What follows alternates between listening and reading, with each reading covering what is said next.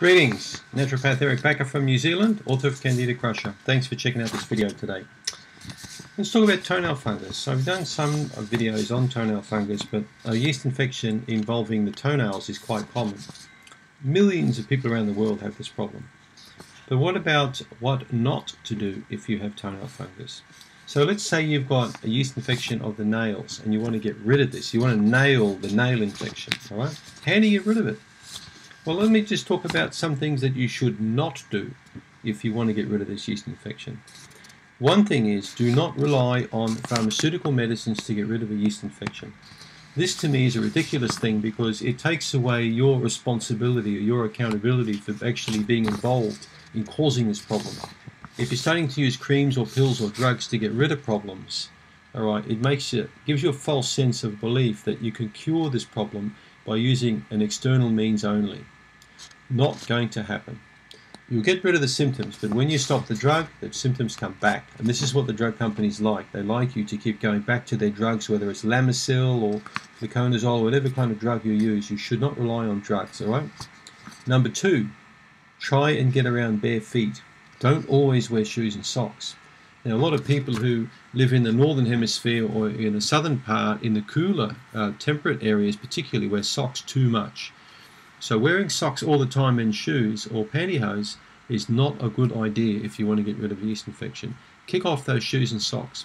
I fly on planes a lot, for example. I've learned to always take my socks and shoes off on an air flight. All right? Pressure in the cabin changes. Tends to be a different atmosphere up there. I feel more comfortable bare feet. I've got clean feet and socks, so I haven't got smelly feet or smelly socks. So, you know, if you're sitting there for anywhere from 45 minutes up to 2 or 3 hours, take your shoes and socks off and just relax, all right? If you're watching TV or you're doing some relaxing pursuit, have bare feet. So what not to do is to keep your feet covered, all right? Number three, don't always wear the same pair of shoes or sneakers. Keep changing them all the time. And allow these shoes, get several pairs. Allow a pair that you wear frequently to air out. Put a few drops of tea tree oil or oregano oil in the shoe itself. The vapors will end up killing the yeast quite substantially. Get new pairs.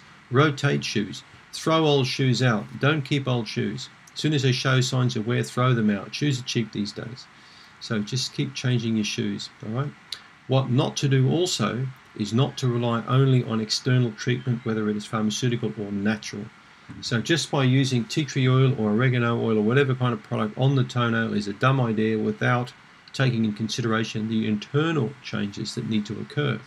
So you need to really look at your diet and lifestyle. Okay, failures happen when only external or local treatment is used. Lots of failures happen, I see, in that case. So you can nail this yeast infection. Look at the internal environment of the gut, particularly, because this will really mean you've either got a powerful immune function or poor immune function. Take a good antifungal product.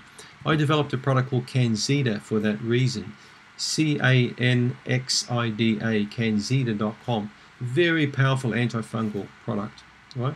It's just recently been updated now. There are 12 of the best antifungal, antibacterial, antiparasite natural nutrients in that product. You take 3 a day, you'll nail this nail infection, particularly if you use an external product. Remember, no sugars, antifungal treatment, local treatment, lifestyle treatment, done. You've nailed it.